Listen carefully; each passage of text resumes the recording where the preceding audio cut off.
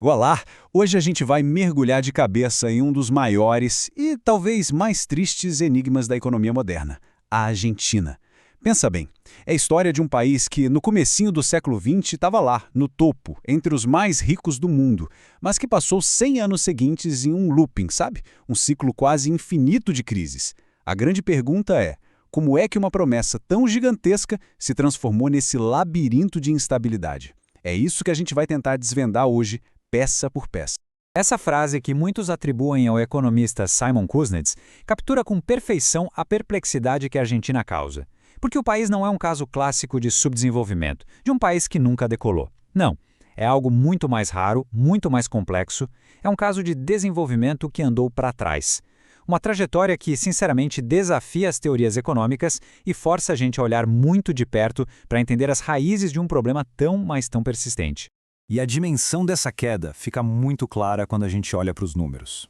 Em 1913, a Argentina não era só uma aposta, era uma realidade, uma potência. A renda por pessoa era maior que a da França, maior que a da Alemanha. Imagina isso. Agora, avança 100 anos no tempo. E a realidade é outra, completamente diferente. Enquanto países que tinham um perfil parecido, tipo a Austrália, viram a renda deles crescer muito, a Argentina ficou para trás. É essa divergência, que é quase catastrófica, que a gente vai analisar agora.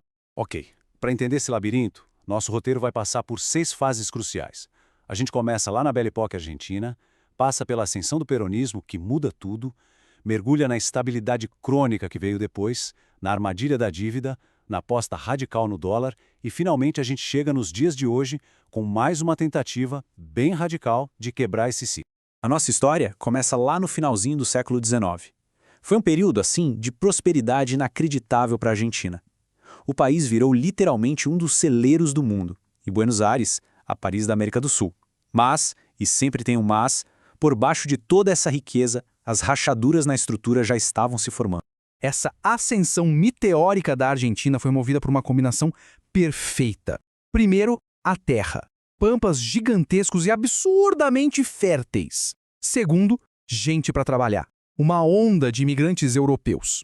E terceiro, capital, dinheiro britânico que construiu toda a infraestrutura, principalmente as ferrovias, para levar toda essa riqueza para o porto e de lá para a Europa. Era a receita de bolo para um sucesso explosivo.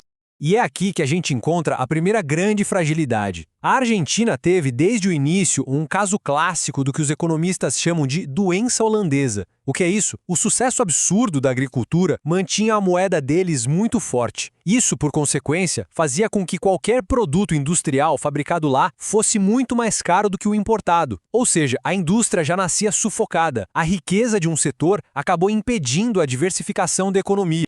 Agora a gente dá um salto no tempo, para a era que simplesmente redefiniu a economia argentina. Depois da crise de 29 e da Segunda Guerra, surge a figura de Juan Domingo Perón. E ele promove uma ruptura total com o modelo antigo. Ele tira o foco do campo e coloca o Estado e a indústria no centro de absolutamente tudo.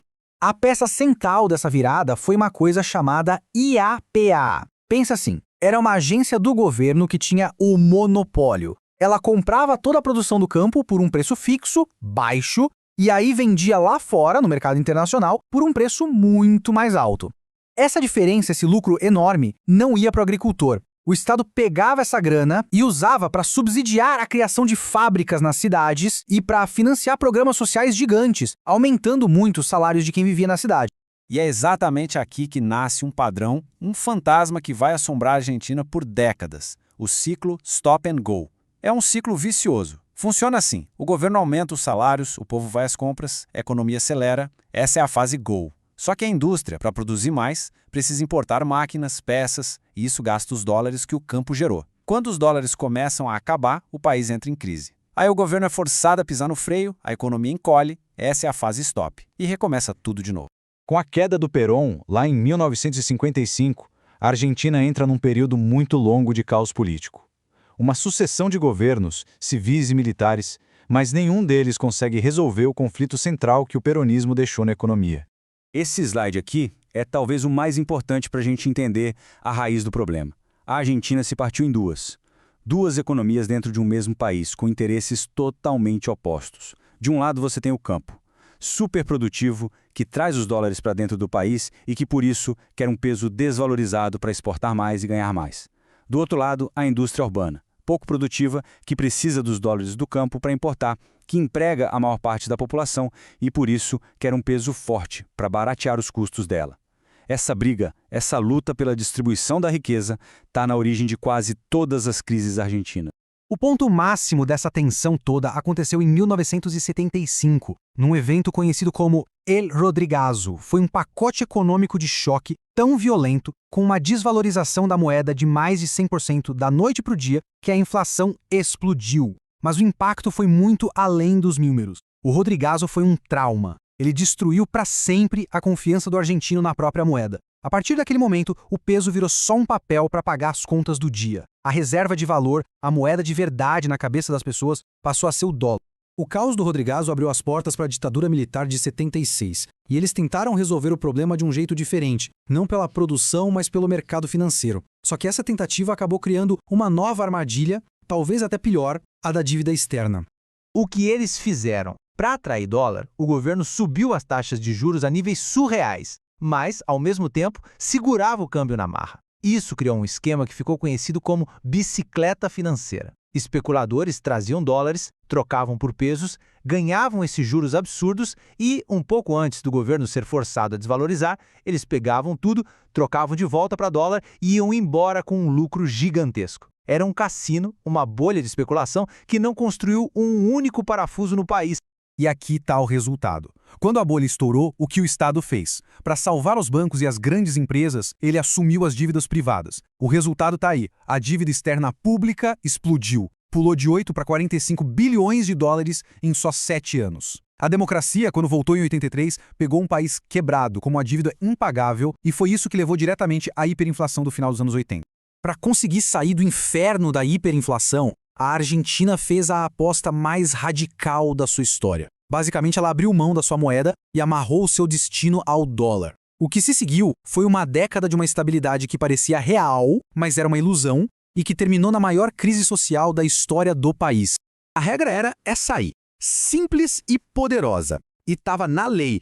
Um peso valia, por lei, exatamente $1. O Banco Central estava proibido de imprimir um único peso a mais se não tivesse $1 guardado nas reservas para garantir. O efeito foi instantâneo, quase mágico. A hiperinflação desapareceu de um dia para o outro. A estabilidade, o grande sonho argentino, parecia ter voltado. O problema é que essa rigidez do 1 para 1 era também a sua maior fraqueza. Era uma camisa de força.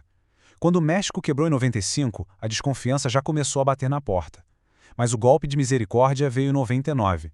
Quando o Brasil, seu maior parceiro comercial, desvalorizou o real. De repente, os produtos argentinos ficaram caríssimos. O país afundou na recessão e a única saída, que seria desvalorizar o peso, era ilegal. A situação foi se arrastando até a crise final em dezembro de 2001, quando o governo congelou os depósitos bancários de todo o mundo, o famoso corralito. A reação social foi uma explosão. O governo caiu e o país declarou o maior calote da história mundial até aquele momento, 100 bilhões de dólares. O sonho da estabilidade virou um pesadelo de desemprego em massa, pobreza e uma sociedade completamente fraturada. E o século XXI, infelizmente, não trouxe a solução. A Argentina viveu uma recuperação espetacular, é verdade, puxada pelo boom das commodities, mas logo depois voltou para o velho roteiro. Inflação, estagnação e, mais recentemente, a eleição de um governo com uma proposta de choque totalmente radical para tentar, mais uma vez, quebrar esse ciclo. Esse gráfico aqui mostra bem a velocidade e a intensidade do ajuste. O novo governo aplicou um corte de gastos que nunca se viu antes, a tal motosserra, e em pouquíssimos meses transformou um déficit fiscal crônico em superávit. A inflação mensal começou a cair, mas o custo social disso foi imediato. Uma recessão fortíssima e uma queda brutal no poder de compra de todo mundo. E tudo isso que a gente viu nos leva a este conceito que é fundamental para entender a Argentina hoje, o bimonetarismo. Na prática, é a consequência direta de um século de instabilidade.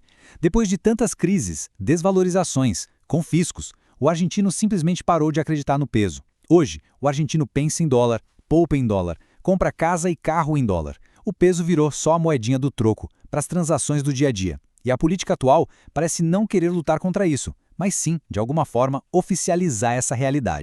E isso tudo nos deixa com a pergunta final, né? A história da Argentina, no fundo, é de uma briga por distribuição de riqueza que acabou destruindo a própria moeda.